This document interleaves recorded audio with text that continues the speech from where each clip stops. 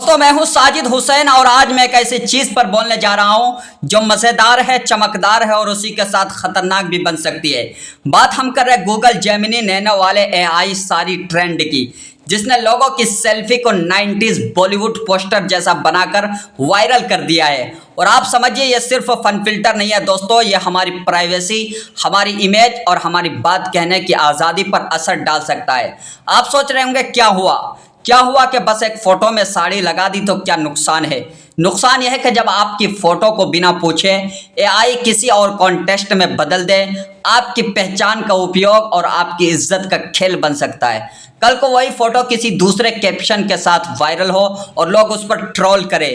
कल को वही फोटो किसी गलत कंटेंट में जोड़ दी जाए और आपका नाम बदनाम हो जाए। और सबसे बड़ा खतरा यह है कि ऐसे एडिट्स को लेकर डीप फेक का रास्ता बहुत ही आसान हो जाता है।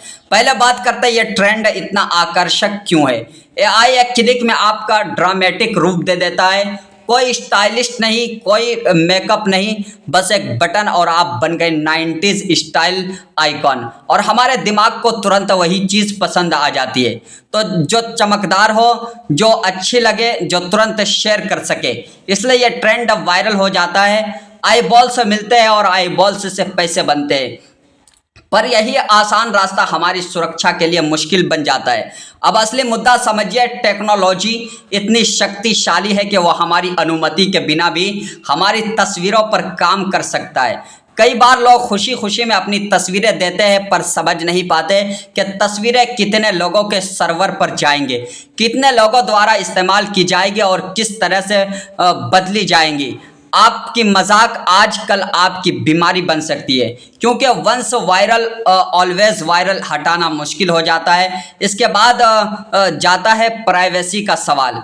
जब आपकी फ़ोटो किसी एआई मॉडल को ट्रेन करने के लिए इस्तेमाल हो जाती है, तो डेटा कहीं सेव होकर रह जाता है और भविष्य में आपका चेहरा किसी भी तरह से मॉडिफाई किया जा सकता है। अगर प्लेटफॉर्म्स और एआई डेवलपर्स ने उचित परमिशन फॉलो नहीं रखा, तो आपका कंटेंट मिसयूज के लिए खुला पड़ा रहता है। तो कंपनियों की जिम्मेदारी बनती है कि ट्रांसपेरेंट परमिशन मांगे, मिसयूज डिटेक्ट करने के लिए ऑटोमेटिक सिस्टम रखे और गलत इस्तेमाल होने पर आसान टेक डाउन मैकेनिज्म दे।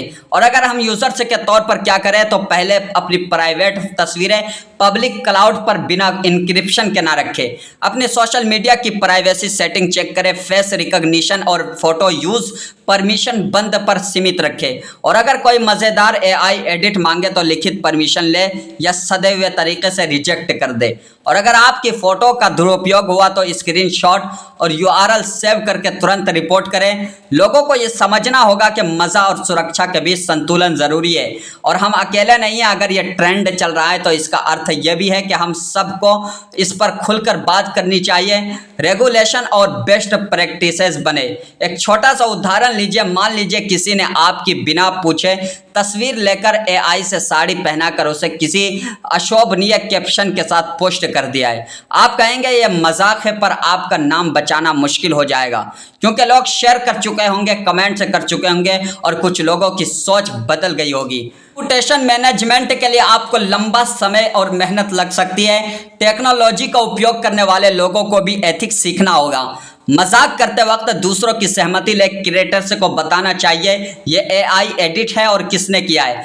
प्लेटफॉर्म्स को वाटरमार्क या लेबल लगाना चाहिए ये एआई जनरेटेड कंटेंट है, ताकि व्यूअर्स को पता चले और इन्फॉर्मेट डिसीजन ले सके। अब अंतिम बात है, हम क्या कर सकते हैं? सादा और असरदार टिप्स मैं आपको दे रहा हूं। अपनी पर्सनल फोटो को लाइब्रेरी को ऑर्गेनाइज करिए। सेंसेटिव तस्वीरें पब्लिक पर ना रखें। सोशल अकाउंट्स के प्राइवेसी कंट्रोल से जांच करिए। किसी भी अनजान एआई ऐप को अपनी फोटो ना दीजिए। और अगर कोई आपकी फोटो का गलत इस्तेमाल करे तो उसे म्यूट, ब्लॉक और रिपोर्ट करिए। और आवश्यकता पड़े तो लीगल मदद लेने में पीछे ना हटे।